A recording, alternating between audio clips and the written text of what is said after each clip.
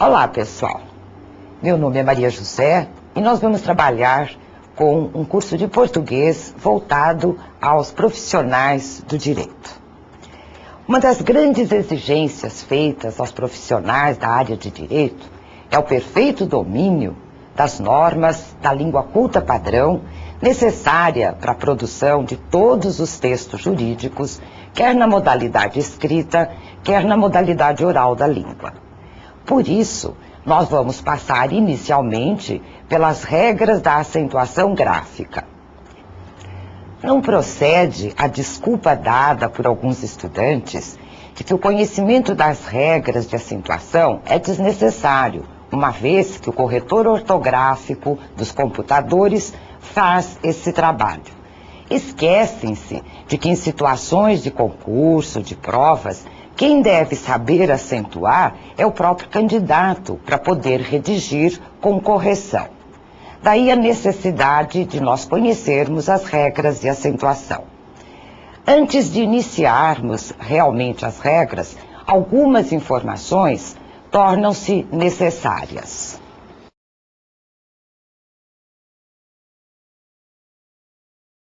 Todas as palavras da língua portuguesa podem ser divididas em sílabas, que significam um conjunto de sons que nós produzimos em cada emissão de voz. Assim, na palavra direito, nós temos 3 sílabas: direito. Quanto ao número de sílabas, as palavras da nossa língua podem, portanto, ser classificadas em monossílabas, isto é, aquelas palavras que só contêm uma sílaba: fé, réu, com, de, por exemplo. O segundo tipo são as dissílabas, isto é, palavras com 2 sílabas. Por exemplo, refém, juiz, toga, dever, entre outras tantas. A seguir, nós temos as trissílabas, palavras que contêm 3 sílabas. Por exemplo, tribunal, acórdão, salário, direito, entre tantas outras. Polissílabas são aquelas que têm 4 sílabas ou mais: constituição, autoridade, comunidades, autorização, entre outras tantas. Dentre as sílabas que compõem as palavras da nossa língua, uma delas terá sempre uma intensidade maior. É a chamada sílaba tônica. Nós a pronunciamos com maior força, com maior intensidade. As demais são chamadas átonas. Assim, por exemplo, na palavra tribunal, composta por 3 sílabas, tribunal, as 2 primeiras são átonas e a última é tônica, aquela que falamos com maior intensidade. A sílaba tônica de uma palavra, e isto não importa o número de sílabas que a compõem, só pode recair em uma das 3 últimas sílabas. Desse modo, de acordo com a posição da sílaba tônica, as palavras podem ser classificadas na nossa língua em oxítonas, quando a sílaba tônica recai na última sílaba. Por exemplo, tribunal, juiz, civil, legislação, petição, porém, entre tantas outras. Serão paroxítonas aquelas cuja sílaba tônica recai na penúltima sílaba. Vejam aí: direito, acórdão, família, previdência, júri, entre outras. E serão proparoxítonas quando a sílaba tônica recai na antepenúltima sílaba. Por exemplo, a palavra código. A intensidade maior é dada na sílaba có. Como podemos notar, todas as palavras têm uma sílaba que é tônica, mas nem todas as sílabas tônicas recebem um acento gráfico, isto é, um sinal sobre a vogal da sílaba tônica. Os acentos gráficos usados para marcar as sílabas tônicas são o acento agudo, por exemplo, na palavra código, é o acento sobre a vogal da antepenúltima sílaba, có. O acento grave, aquele com o qual marcamos a crase, por exemplo, na frase, o promotor fez referência à reação demonstrada pelo acusado. O acento do A é o chamado acento grave. O outro é o acento circunflexo, com o qual marcamos a sílaba tônica fechada, como na palavra tônica, o acento sobre a vogal da antepenúltima sílaba que é fechada. Para orientar os falantes na pronúncia das palavras e, quando escritas, orientar o leitor, existem as regras de acentuação gráfica que veremos a seguir.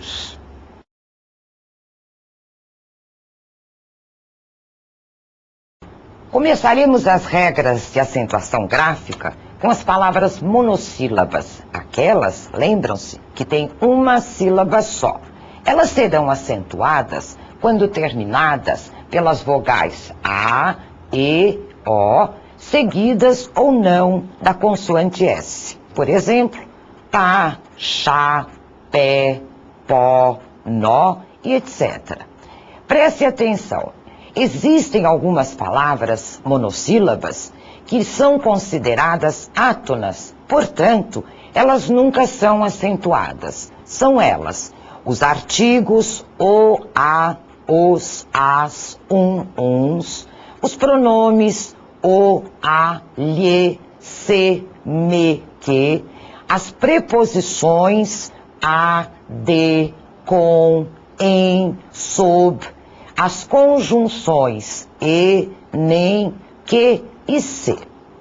Ainda nas monossílabas são acentuadas aquelas terminadas pelo ditongo aberto el, ei, oi. Nós só temos na língua 3 ditongos abertos, que são esses. Seguidos ou não de S, ele será acentuado. Réu, por exemplo, réis, dói e etc.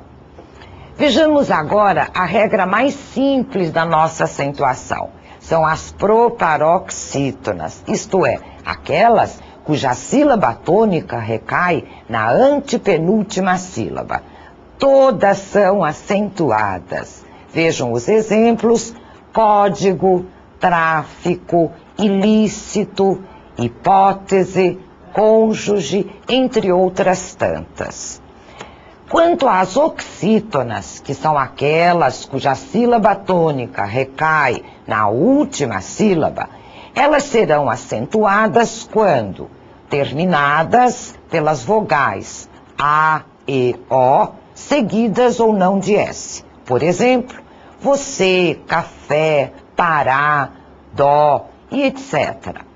Observação: as formas verbais terminadas em A e O também devem ser acentuadas. Vejam o verbo dar na forma que ele dê ou ele dá. Por exemplo, um verbo que é acompanhado por um pronome pessoal, cantá-lo. Ou então, um verbo que contém o pronome na forma do futuro, colocado na forma de mesóclise, isto é, no meio do verbo, falou-a. Ou então, na forma do pretérito, do futuro do pretérito, melhor dizendo, devolvê-lo-ia. O verbo também deverá ser acentuado. As oxítonas serão também acentuadas se elas terminarem por em, ens, em palavras que tenham 2 ou mais sílabas. Por exemplo, porém, também, desdém, vinténs, entre outras. Logo, percebemos que as palavras monossílabas terminadas em ens não levam acento gráfico. Por exemplo, sem, bem, trem, nem e etc. Assim também, as paroxítonas terminadas em enhens não são acentuadas. Por exemplo, jovem, item, nuvem, entre outras. Quanto às paroxítonas, aquelas cuja sílaba tônica recai na penúltima sílaba, elas serão acentuadas em determinados casos. Vejamos. Serão acentuadas quando elas terminarem por i, is, us, e uns.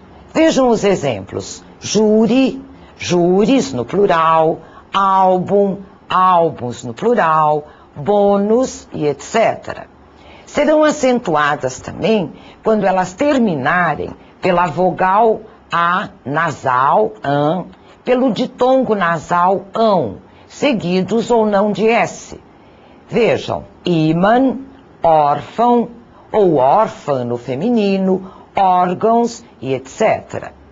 Serão também acentuadas quando terminadas em L, N, R, X, que alguns estudantes memorizam como roxinol ou como lona roxa. Por exemplo, ágil, automóvel, míssil, caráter, tórax, fênix e etc.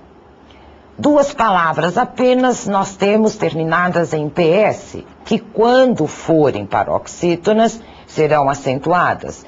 É o caso de fórceps e bíceps. Ainda paroxítonas, se elas terminarem por ditongos, ditongos são duas vogais que nós pronunciamos numa só emissão de voz. Elas ficam na mesma sílaba. Vejam os exemplos. Série, história, glória, tênue, mútuo, ímpio e etc. Há uma série de casos que nós chamamos casos especiais na acentuação. Vamos tratar deles agora.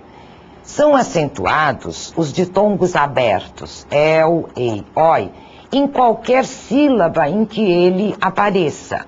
Por exemplo, chapéu, ideia, rói, véu, troféu e etc. São acentuadas também as vogais I e U, elas forem tônicas em hiatos. Hiatos constituem duas vogais que nós pronunciamos em sílabas separadas. Quando elas serão acentuadas? Se elas não forem seguidas de NH.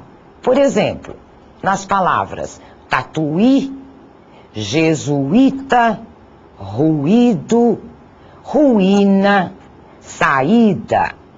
Não são, pois, acentuadas se elas forem seguidas de NH, como os exemplos rainha, bainha, não levam acento.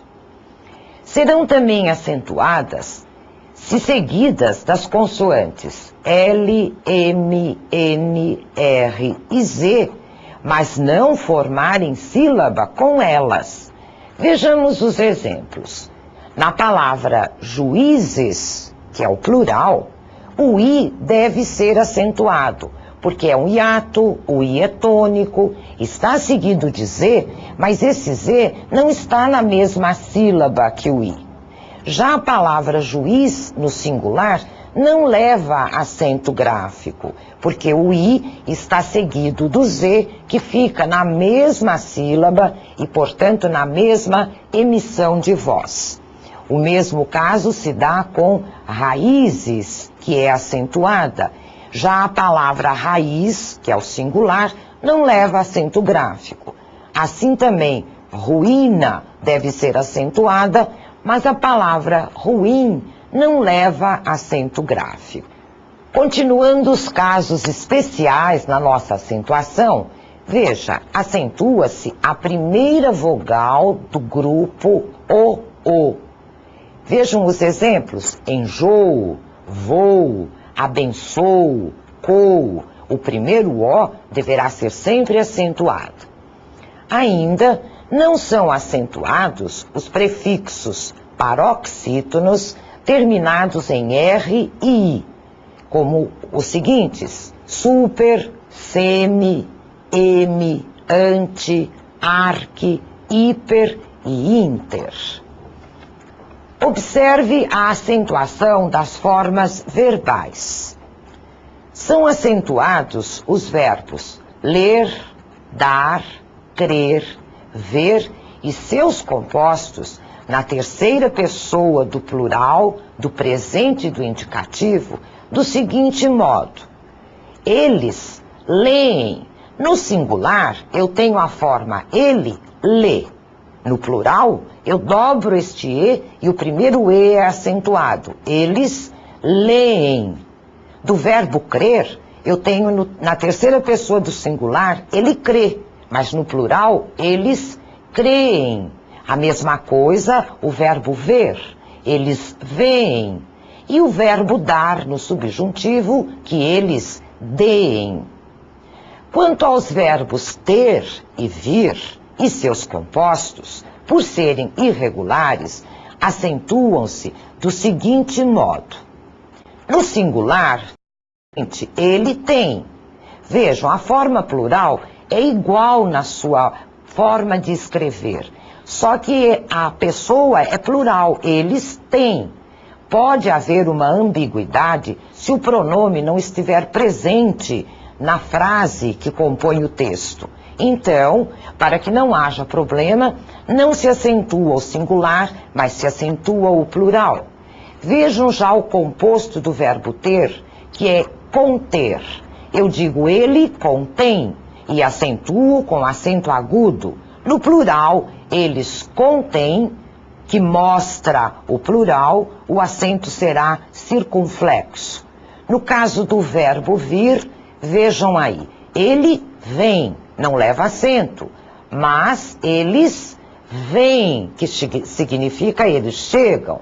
Veja os compostos, ele intervém e eles intervêm, com acento circunflexo no plural. O trema é um caso um pouco à parte. Muitos acham que o trema deixou de ser usado, mas ele ainda é usado sobre a vogal U, quando não for tônica, mas ela for pronunciada, precedida das consoantes G ou Q e seguida das vogais E ou I. Assim, continua sendo usado o trema nas palavras sequência, consequência, tranquilo, 50, entre outras.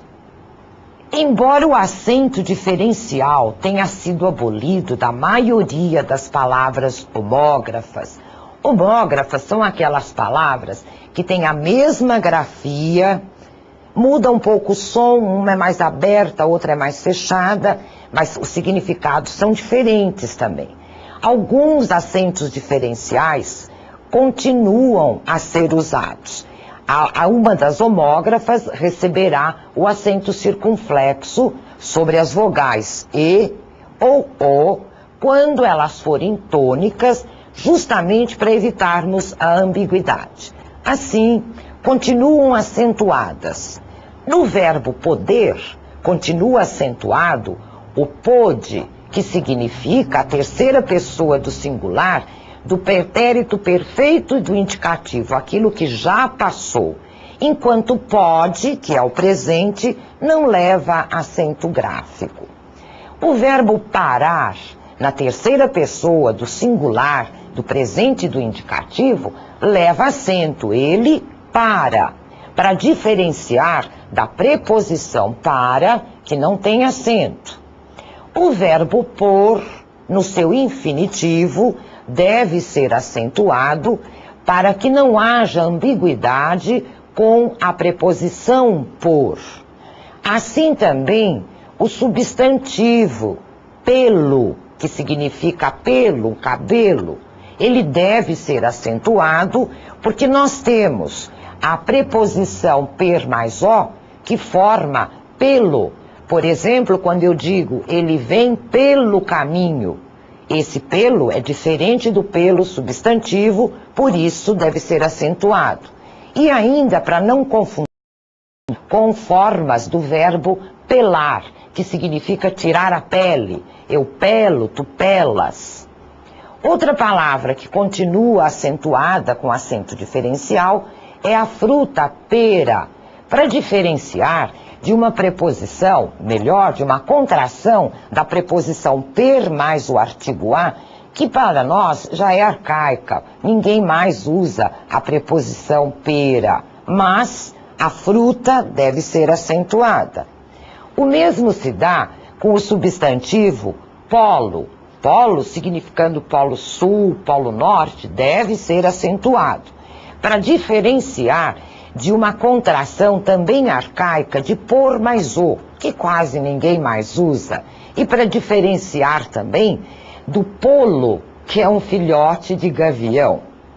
Além dessas, ainda deve ser acentuada com acento diferencial o verbo coar na terceira pessoa do singular, ele coa, para diferenciar de uma contração da preposição com mais o artigo a, que forma a expressão coa, que é uma licença poética também pouquíssimo usada atualmente.